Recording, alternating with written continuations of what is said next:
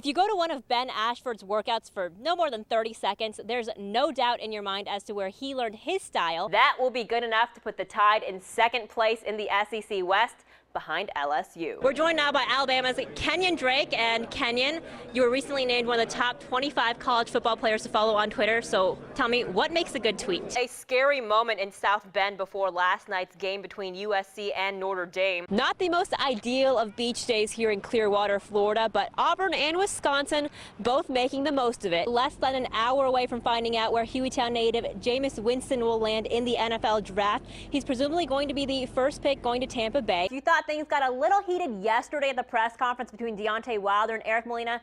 Check out the weigh-in. They got a little in each other's face today with some trash talking. UAB may be the youngest team in the NCAA tournament this year, but head coach Jared Haas can make up for some of that inexperience. Nick Marshall, Sammy Coates, and Cameron Artis-Payne spending their break from the pros to give back to kids in the Birmingham area. Auburn's offense, on the other hand, looking to bounce back, especially after, again, that uncharacteristic performance of this typically high-powered offense in the past 2 weeks. Even though Duke is back this week, he probably won't be at 100%, but even when he's not at 100%, he will still be a huge weapon for the Tigers. I know you guys said all week long that wasn't about the revenge factor, but how good does this feel? Rankings aside, this is a game that both Auburn and Georgia always look forward to because it is the Deep South's oldest rivalry, the 118th time that these two teams will meet tomorrow. So a lot of these guys pretty familiar with each other, including Auburn quarterback Nick Marshall, who actually played at Georgia as a freshman until he was dismissed from the team. Gus Malzahn said earlier this week that he really wanted his offense to improve, and oh, did they.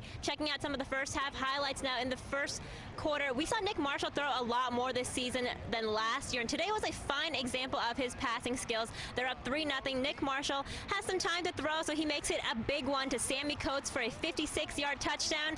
10-0 Auburn. The Tide on top this weekend, though, already winning 2 of the 3 games coming into the series finale. Bama going for the sweep today. Second period up by 2. Mike Ahern lights the lamp.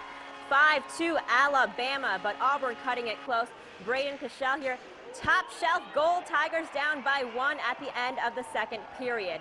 To the third now, this one all tied. Cody Colbert, check this out. What a shot. Alabama beats Auburn 12-5. The Tide now 14-0 all time against the Tigers. And the Iron Cup goes back to Tuscaloosa. The best rivalry in college everything. Auburn at Alabama throwing down on the hardwood tonight. Checking out some of the highlights now. Anthony Grant and Bruce Pearl saying a friendly hello before the game. That wouldn't last for long, though, because this one was chippy from the start. Casey Ross Miller hooks one into the Tigers up by 5. But the Tide close in on the perimeter. Shannon Hale knocking down the big 3.